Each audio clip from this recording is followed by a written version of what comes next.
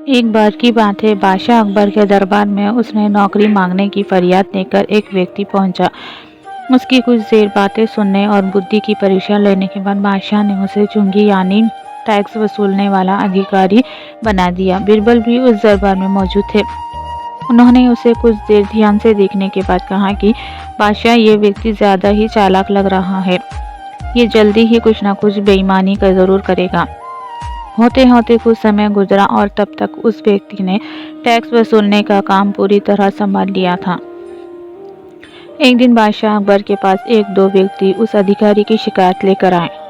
शिकायतें मामूली थी, इसलिए उन पर ज़्यादा किसी ने ध्यान नहीं दिया। उसके बाद रिश्वत लेने और जनता को परेशान करने के आरोप भी उस पर अधिकारी पर लगने लगे। इतनी शिकायतें आने पर बादशाह ने सोचा कि इसका तबादला ऐसी ही जगह कर देता हूँ जहाँ इसे बेईमानी करने का मौका ही ना मिल पाए। इतना सोचते ही बादशाह ने फैसला किया कि उसे असबल का मुंशी बनाया जाएगा। फिर अकबर ने मन में कहा कि अब घोड़ों की लीड उठवाने के काम में ये क्या ही बेईमानी कर पाएगा। वहाँ मुंशी के पद पर पहुँचते ही उस व्यक्ति ने फिर रिश्वत लेना शुरू कर दिया।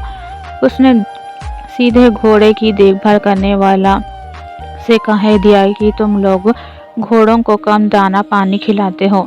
इसका पता बादशाह को चला है, इसलिए मुझे लीद को तोलने के लिए भेजा है। अब अगर लीद का वजन कम हुआ तो सबकी शिकायत बादशाह से कर दूंगा। इस तरह से उस मुंशी के परेशान होकर हर घोड़ों के हिसाब से उसे 1 रुपया लोगों ने देना शुरू कर दिया। ये बात भी कुछ समय बाद अकबर तक पहुंच गई। उन्होंने मुंशी को सीधे यमुना की लहरें गिनने का कार्य सौंप दिया। फिर बादशाह के मन में हुआ कि अब यहाँ तो ये कोई बेईमानी कर ही नहीं पाएगा। कुछ ही दिनों में जैसे ही वो व्यक्ति यमुना किनारे पहुंचा तो वहाँ भी उसने अपना दिमाग दौड़ा लिया। वो नाव से सवारी करने वालों को रोक रोक कर कहता कि मैं लहरें गिन रहा हूँ, ऐसे में तुम लोग यहाँ से नहीं निकल सकते हो। इसी जगह पर 2-3 दिन तक रुकना होगा।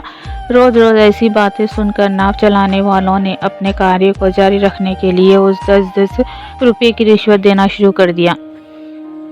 अब यमुना किनारे भी वो व्यक्ति खूब बेईमानी कर रहा था। 1-2 महीने में ये बात भी बादशाह तक पहुंच गई। तभी अकबर ने एक लिखा हुआ आदेश भिजवाया, नाव को रोको मत, जाने दो। और व्यक्ति चतुर था, उसने बादशाह के आदेश वाले पत्र को नावों को रोकने मत, जाने दो कर दिया था। इस थोड़ी हेर फेर के बाद उसने अकबर का आदेश वहां टंगवा दिया। आखिर में उससे परेशान होकर बादशाह ने उसे नौकरी से ही निकाल लिया।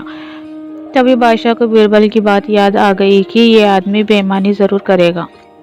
तब उनके मन में हुआ कि मुझे उसे पहले ही गलती में ही कठोर दंड देना चाहिए था।